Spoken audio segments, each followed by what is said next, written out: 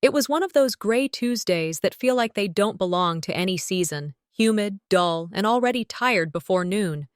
I was standing in front of a row of rusting storage units just outside Houston, staring at one in particular that nobody else seemed to want. Trash bags piled high like a miniature landfill behind a roll-up door. I had no real reason to be there, other than a strange gut pull I couldn't ignore. I'd been browsing through estate sales and auction listings for weeks, not for fun, but because money was getting tight.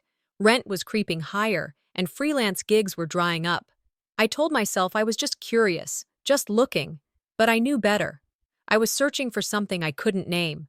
When the bidding started, nobody raised a hand for Unit 23. People shuffled their feet, whispered "hoarders dump," and moved on. Right before the auctioneer moved to the next lot, I raised my hand, just once. No one else countered. Sold. I didn't tell anyone. It wasn't about secrecy. It was about needing a win that didn't come with judgment or advice I didn't ask for. Just something that was mine. Later that night, over dinner, I mentioned it. Not the details, just a casual line tossed between bites. I was hoping for interest, maybe a little curiosity. What I got was laughter. My mom nearly choked on her iced tea. A storage unit full of trash bags? Oh, honey, you've really lost it now. My brother didn't miss a beat. Guess that's why you're still single, spending money on garbage while the rest of us live in reality. Dad stayed quiet. He always does. That silence of his used to mean something. Now it just meant I was alone. I smiled. I even laughed with them. But my insides curled. It wasn't just what they said. It was how easy it came to them. Mockery dressed as family banter. No one asked why I did it. No one cared if it mattered to me. As I cleaned up the dishes, I could still hear my mom in my head. A fool and her money are soon parted. She'd said it with that sing-song voice she used when she wanted to sound clever and cruel. Lying in bed later, I kept thinking of other moments like this. When I quit my job in tech because it was killing my spirit. When I broke up with James even though everyone thought we'd get married. When I turned down the offer to move back in after the divorce. Every decision I made that didn't align with their script became proof I was broken, difficult, unreliable. Lighten up, they always said, like my seriousness was a flaw. I remembered what my therapist once told me. Sometimes, silence is the loudest abuse. I hadn't understood it then. I did now. This wasn't about a storage unit. This was about control, about being the only one at the table who didn't follow the rules, and getting punished for it. The next morning, I drove out to the unit alone. I had my phone out, mostly just to take photos for myself. I wasn't trying to go viral. I wasn't planning a YouTube reveal. I just wanted proof I wasn't crazy. The moment I rolled up the door, the smell hit me. Mold, dust, old fabric. It was like opening the past. Trash bags were everywhere. I picked one at random and tore it open. Clothes, not folded, just shoved in. A few notebooks, and then something odd. A lockbox. Vintage, small, wrapped in a faded red scarf like it was fragile. I didn't open it, not yet. I just held it in my hands and stared. Who wraps junk like a gift? Behind a pile of yellowing books, I found a folder labeled, "For Her." The handwriting was elegant but shaky, like someone trying hard to remember how to write. My chest went tight. Who was her? And why did that feel like it meant me? I sat on the concrete floor for a moment, the lockbox in one hand and the folder in the other. I wasn't sure what I'd found, but I knew this wasn't trash. Someone had hidden something here, and somehow I was the one who found it. And just like that, my mother's words came back again. A fool and her money are soon parted. I whispered it under my breath. Then I said, even quieter, "We'll see who the fool is." That sentence hung in the air like smoke. It didn't go away. I carried it with me. As the sun started to set, I packed up what little I could carry. The lockbox went in the trunk. I locked the unit, tucked the key into my purse, and climbed into the driver's seat. I glanced at the box in my rearview mirror. I wanted to open it, badly, but something told me not tonight. Some things don't just reveal themselves. They demand a moment. I turned the key in the ignition. "Tomorrow," I said out loud. The next morning, the sky still wore that pale gray look, but now with a thin veil of mist that hovered just above the asphalt. I drove slower than usual, the hum of the tires matching the dull thrum in my chest. The lockbox was in the passenger seat, untouched, as if daring me to finally open it. I kept thinking, do I really want to know what's inside? What if it was nothing?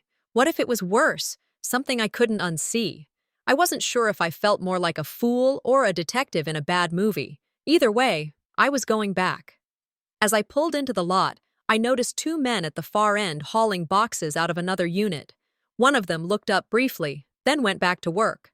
I parked, grabbed my phone, not to post, just to document, and stepped into the morning air. It smelled like damp concrete and something older underneath. Mom's voice still rang in my head from the night before. That sharp, smug laughter. The kind that didn't just laugh at the moment, it laughed at who you were. Maybe I needed to prove something, or maybe I was just done letting her words define me. You never know a man until you've walked a mile in his shoes. Dad used to say that, back when he still spoke in full sentences. I looked around at the trash bags again. Maybe these were someone's shoes. Maybe walking through their mess would tell me something about my own. I knelt beside the bags and began opening them, one by one. Each one released its own breath, musty, sour, oddly human. The first had sweaters, neatly folded under layers of old tissue paper. The second smelled of faded perfume and held a woman's handbag with a grocery list tucked inside. Then came a bag full of papers, receipts, notes, even a few handwritten letters sealed with wax. Another held a child's spelling bee medal from 1977. I sat back on my heels. This wasn't random. It wasn't trash. Colored tape marked the edges of each bag, red, blue, yellow, like someone had sorted them, not just dumped, but archived.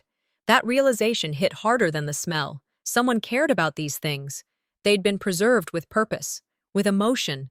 This wasn't garbage. It was someone's life, boxed up and abandoned. I cleared a small space and placed the lockbox down. It felt heavier than before. Scratches marked the top, but what drew my eye were the small carved initials in the bottom corner. MT. My stomach flipped. I'd seen those initials before, in a black and white photo at my grandmother's house. I couldn't remember who it was, but the memory pulled at me. My hand hovered over the latch, fingers trembling. I told myself I wasn't ready, but I opened it anyway. Inside were several sealed envelopes, yellowed but unbroken, all addressed to her. The handwriting was elegant, but urgent. Beneath them, a small brass key tagged with a date, June 12, 1986. Some secrets aren't buried, I whispered. They're stored. I turned the top envelope over and froze. It had my last name on it. My fingers went numb. It was addressed to her, but with my family's name. That wasn't coincidence. That was history. Mine. I took pictures.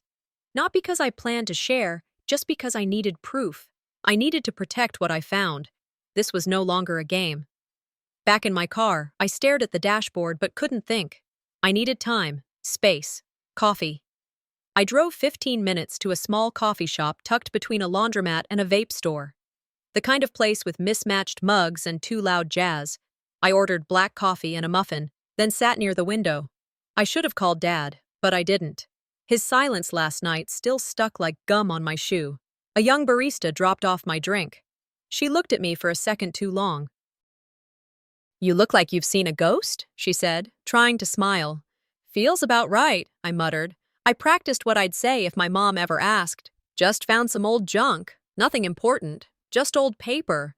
But even in my head, it sounded like a lie. Truth will out, I murmured to myself, and I believed it, maybe for the first time.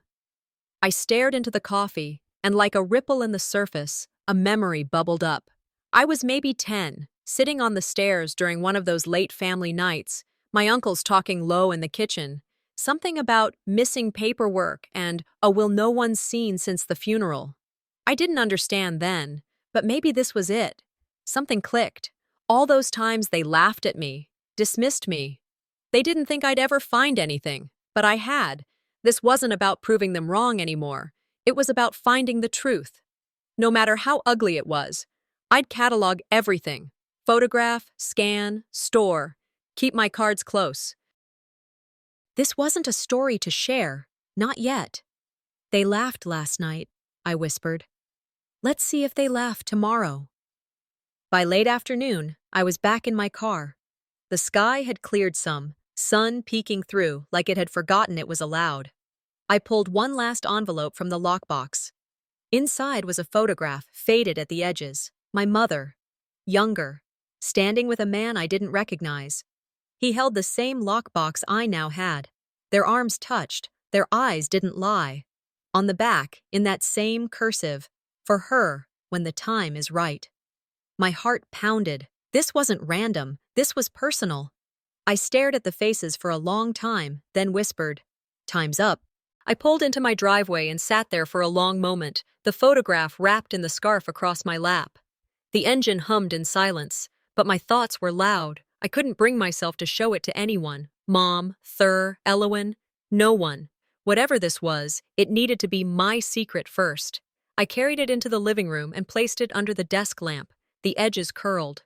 I traced her face, her eyes then, and now, held the same guarded distance. The man in the photo stood close to her, ring glinting in the soft light.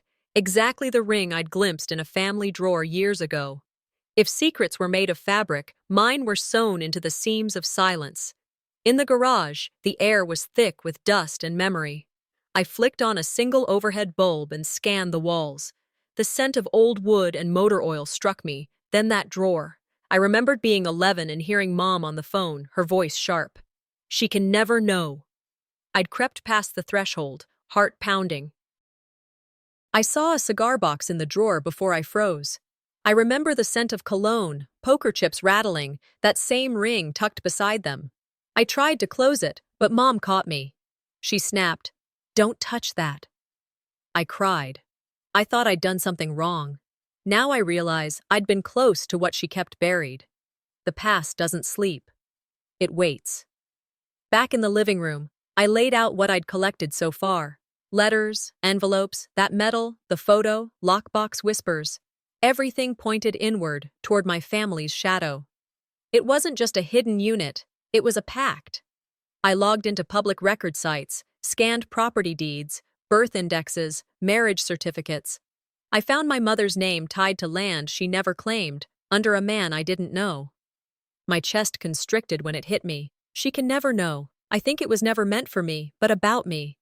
Anything dead coming back to life hurts, I thought, borrowing Toni Morrison's words. At dinner, I set the photo in plain view. Mom sat across the table and froze. The air thickened. She lifted it with trembling fingers, face drained. I told her, softly but firmly, "Who is he, Mom?" Her eyes flickered. She said, "He's no one you need to worry about." I didn't drop it. "I think he's why you laughed so hard last night." She had nothing. Silence is louder than defense. I retreated to my room, heart pounding, betrayal coiled around my throat. I replayed every memory through new lenses. Every decision I made when they called me stubborn now felt like resistance. I wondered how much of my life was orchestrated by someone's fear. Tonight, I would stop chasing their approval. I would confront the attic, the unit, every secret. Later that night, at the bottom of a bag I'd left unopened, I found an envelope addressed to me. Handwriting from decades ago. It used my childhood nickname. It was dated from when I was 5. I pressed it to my chest, breath shallow, mind racing. What's inside? The question, heavy as grave soil. It sat there, waiting, and I realized I no longer had a choice. I sat on the edge of the couch, the photo and lockbox resting on the coffee table between us. The lamp glowed low, the clock ticked. Outside, cicadas chirped in the fading heat. I ran fingers over the image, my mother younger, beautiful, whole. But that ring, same as in the photo, felt like the thread tying past and present. My phone buzzed. A local reader emailed, "Storage auction winner. That's odd." Someone noticed. Silence stretched. I didn't want to call her tonight. I wasn't ready to give away that I was holding her history in my hands. Memories surfaced unbidden as dusk deepened. I saw young Marcy in a college dorm in rural Texas, vinyl playing softly, letters strewn, her eyes restless. She met Len, tall, earnest, easy smile. He brought her that lockbox. They spoke in whispers about legacy, promises, not love stories, but pacts. She tucked it away in her parents' attic, murmuring, "This is for the future." Then came the fall. Len vanished. Letters ceased. She wept, hidden in pillows. She vowed silence. I carried all that into the kitchen. I positioned the photo and the box before she walked in. When she entered, the light caught her face. Her eyes flicked wide. I asked, "Did you ever know him? Did you hide something from me?" She froze. Her voice cracked as she picked up the photo, scars faint but visible on her fingers. "I thought I was protecting you," she said. I swallowed. Protecting you from what? I had already quietly checked county record offices earlier that day. I sat before my laptop now and watched evidence unfold. Len once co-owned land adjacent to the storage lot with her, under a pseudonym. His name had been scrubbed from transfers. She had erased him. I overlaid parcels and the photo addresses. Was this erasure to hide my future, or hers? Anger, sorrow, confusion, they twisted inside me. I repeated a thought to steady my heart. Sometimes the greatest lie is the one we tell to ourselves. I would not confront her now, not yet. Instead, I'd observe, collect, prepare. I refused to be silenced by shame. Footsteps in the hall made me drop the documents. I rose, chest heavy. The door creaked. I held the photo and papers close. Her voice came, soft but firm. "You think you're ready to see the truth?" My heart thudded. I didn't answer. She nodded, turned, and walked away. The silence that followed was no longer calm. It was waiting. A war had begun between the past and me, and I was no longer innocent. I woke before dawn, heart rattling so hard I thought the walls would hear. The envelope rested unopened on my nightstand, its weight already heavy.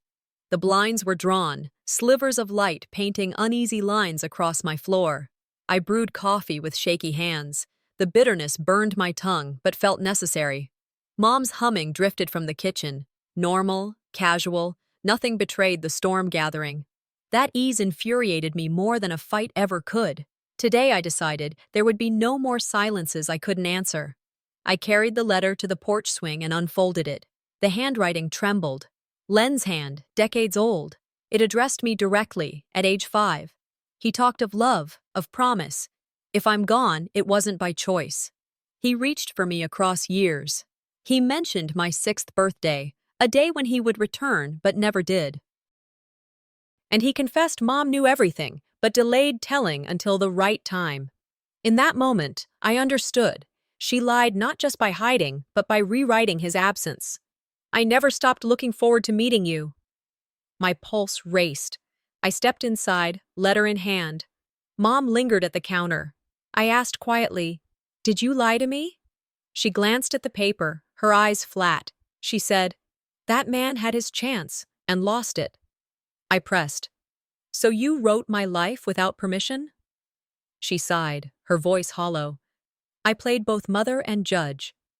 My chest tightened. I turned and left before tears could come. Inside, I whispered, "You didn't protect me. You protected your version of him." Later, I overheard her phone call in the hall. Her words clipped. "She's digging too deep.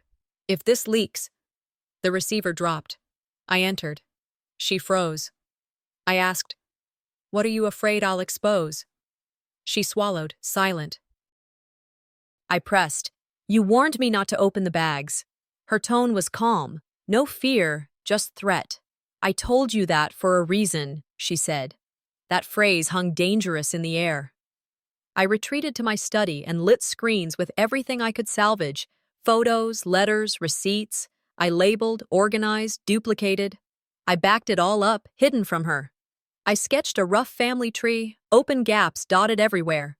I made notes on people I needed to track. People who knew Len, old neighbors, faded acquaintances.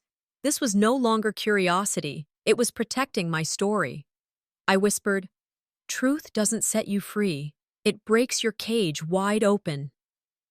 That night, I stepped into the backyard. The night air was still. I locked the door behind me and froze. A trash bag lay in the grass, one I had already moved inside. The bag's surface glinted under moonlight. A note was pinned to it. Some stories are better buried. My heart stuttered. I scanned the fence, shadows pressed tight. I whispered to nothing.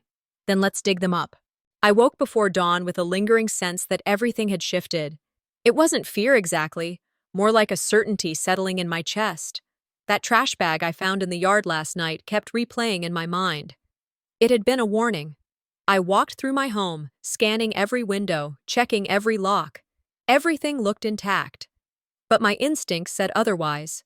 I backed up every file on my computer, duplicated all evidence, and carried a flash drive in my pocket. Small things began to creep in. Mail that looked tampered, the porch camera slightly askew, an unfamiliar sedan across the block. It's not paranoia if someone is really watching. Mid-morning, I met Mr. Jenkins at the corner cafe downtown. The place was noisy, coffee machines steaming, chatter masking whispers. Jenkins looked older than I remembered, nervous but steady. He slid a photo across the table, me as a baby, in Len's arms. His eyes glistened. "Len loved that girl," he said quietly. "He told me your mother would never let him see you again if he didn't walk away." The words hit like a blow. My mother had orchestrated this silence all along, with conditions I never understood until now. Back home, my phone buzzed with an anonymous text. "Stop digging, or you'll regret it." I felt the sting. Minutes later, the power flickered and died, but only in my house. Marcy walked in after a moment. "Must be the circuit box again," she said loudly, casually. I didn't answer. She offered to make tea, her tone smooth, rehearsed. I nodded and walked out to the driveway, leaving the door open behind me. I watched her through the window, careful to bait her. If she followed, I wanted to see the move. I logged into my email. 3 password reset attempts I didn't authorize. My friend Lacey called me frantic. "Your old high school photos are showing up on random sites," she added. "Someone called me pretending to be your lawyer, asking awkward questions." The smear campaign began, deep and precise. I swallowed. I called my employer, calmly explained there might be rumors, asked them to report any suspicious calls. If they wanted to discredit me, fine, I'd meet them with truth. "They're trying to tarnish me before I can speak," I muttered. I printed every shred of evidence I held, letters, journal entries, photos, and hid a full set at Lacey's place. I drew a timeline, linking each threat, lie, and twist. I called a family therapist and scheduled an appointment, not to heal, but to document. I opened my phone's camera and recorded a video journal, time-stamped, explaining each act, each threat. This wasn't panic, it was strategy. I looked into the lens and said, "If you're going to play dirty, hope I don't start playing smart." Late that night, I crouched beneath the kitchen table and felt a hard lump taped to the underside. I peeled it away, a listening device. My breath caught. Behind me, a note slipped from a vent. "Curiosity is expensive." I stared at the bug as the calm crept in. I whispered under my breath, "You think you're ahead. You're not." I returned home from my meeting with Jenkins, nerves still buzzing under my skin. The house felt off. The silence echoed louder, like the walls themselves were holding their breath. I spotted a familiar car parked across the street. Cass Rowley's. He wasn't due for another week. No call, no heads up. He wasn't just in the neighborhood. He was waiting. I didn't approach him right away. Instead, I stayed busy in the front yard, dragging the hose around, rinsing off the walkway like it mattered. I needed to gather myself. If he was here to blow something wide open, it'd be on my terms. Cass knocked, and I answered without a word. He looked older than I remembered from our brief run-ins. Tired, but steady. "My name is Cass Rowley," he said. "Len's son." I stepped back. He handed me a driver's license and some insurance documents. Same name, same last address. I didn't want to believe it, but I did. "I'm not here to fight," he added, voice low.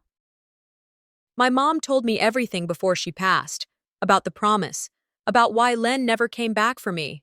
Or for you. His eyes searched mine for something. I gave nothing away. So why now? I asked, arms crossed. Why just show up? He hesitated. Because you started digging, and I figured you deserved to know who else got buried. We sat at my kitchen table. He pulled out a folded letter, brittle with age. The handwriting was Len's, but it was addressed to him, not to me, not to Marcy, just C. Inside, the message unraveled my foundation. It spoke of a deal, a promise made in shadows. Marcy had begged Len to walk away, not just from me, but from Cass, too. She can never reveal this child, the letter read. I clutched the counter to steady myself. I was that child, I said aloud, barely above a whisper. Cass nodded slowly. I brought more, he added, opening a manila envelope. Birth records, hospital bills, even a lapsed trust fund in my name. All real. All hidden. The truth hadn't just been buried. It had been erased. We didn't need to say much more. Something in the silence stitched us together. Two sides of a life split by lies.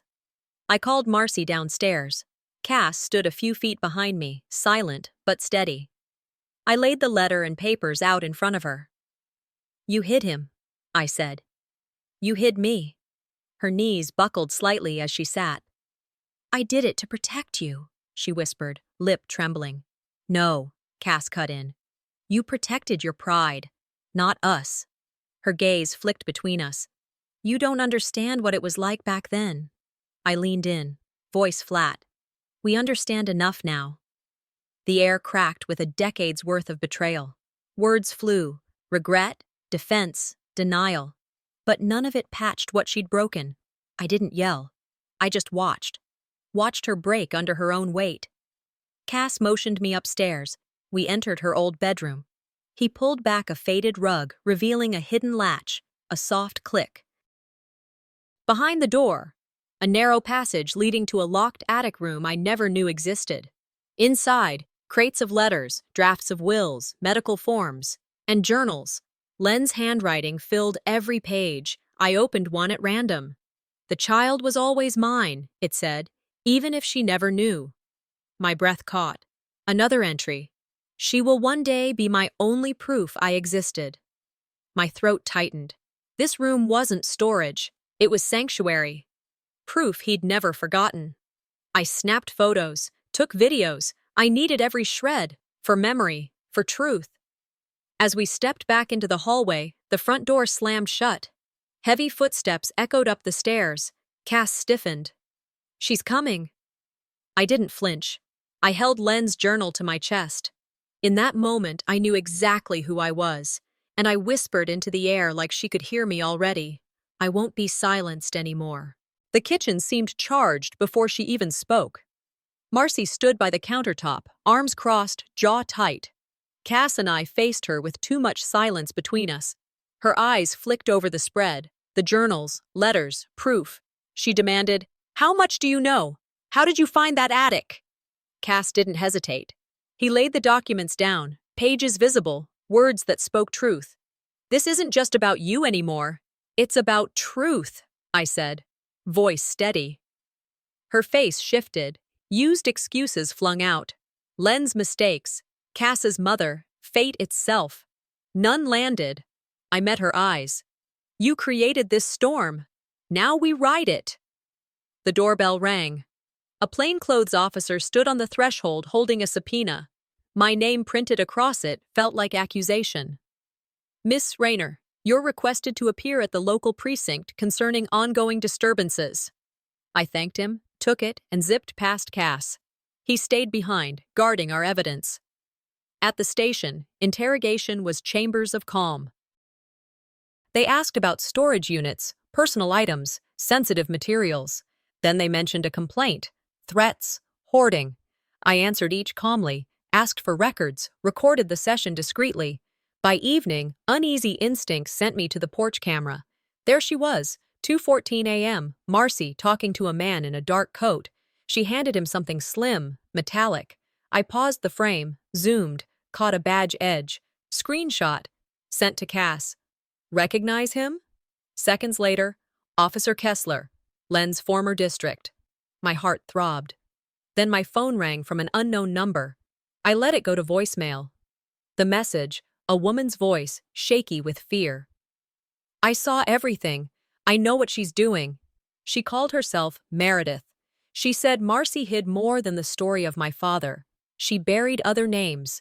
She refused to meet at my house. It's bugged. I replayed, screenshot, encrypted, and messaged it to Cass. This was more than family secrets.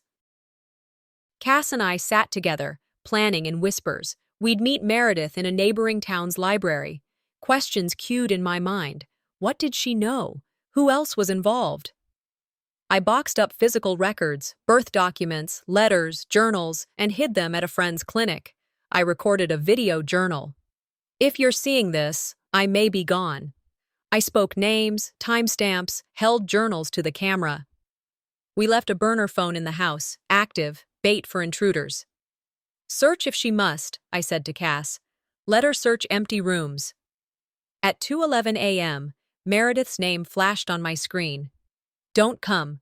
Someone followed me home. Delete this thread. Another message began. She found, and stopped. The cursor blinked. Cass appeared at the door. He had read the same. We stood in silence, hearts pounding in tandem. I whispered to the darkness, it's not just family anymore. The morning came slow, like it was testing me.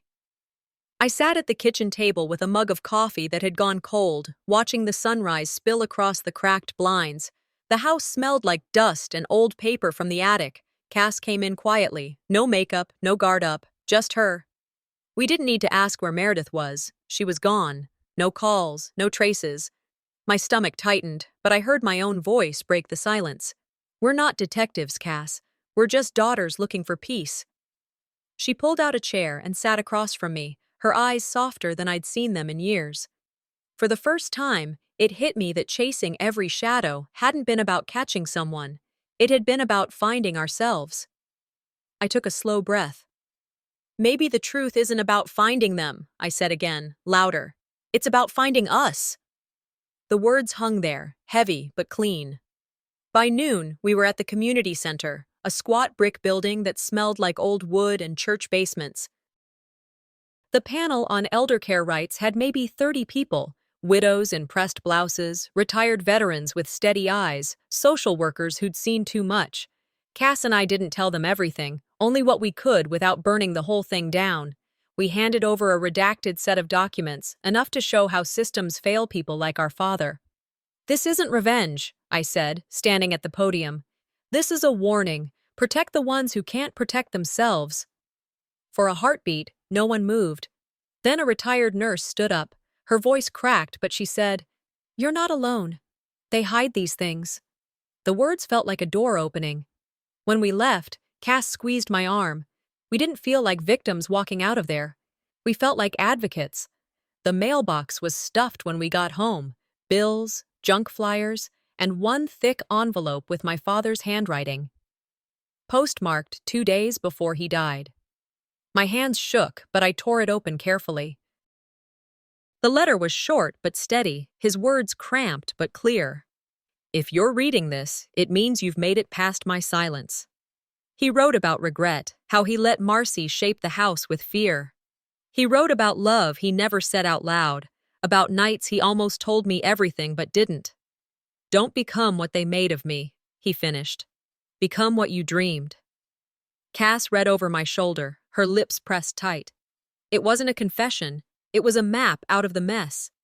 I found Marcy sitting on the porch, staring at the street like it owed her something. No phone, no excuses. I sat down beside her. He loved you, I said.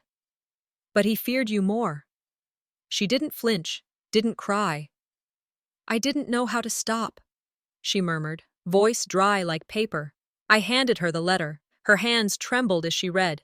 You can't fix the past, I whispered, but you can stop breaking the present. She folded the letter without looking at me. For the first time, she didn't fight back. She just sat there, the quiet stretching between us like a truce. Cass and I went up to the attic for the last time. The light through the small window had changed. It was softer now, less accusing. We sorted everything into 3 piles: public, private, personal. We kept his army medal. We kept a photo of the 3 of us in 1989, before everything went sideways. We didn't just inherit the attic, I said, closing a box. We inherited a legacy to heal. Cass exhaled. And we did. She locked the door. This time it didn't feel like sealing evidence. It felt like finishing something. As the sun set, the television flickered in the background. Earlier today, 2 sisters came forward with documents exposing. The anchor's voice was steady, but my heart wasn't. My face filled the screen, my name scrolling at the bottom for the first time. The camera cut to an official reaction, and then, behind them, a man watching. He wasn't supposed to be there. His posture, his eyes. Even blurry, I knew. Is that him? I whispered. Cass didn't move. She reached for the remote and rewound the footage.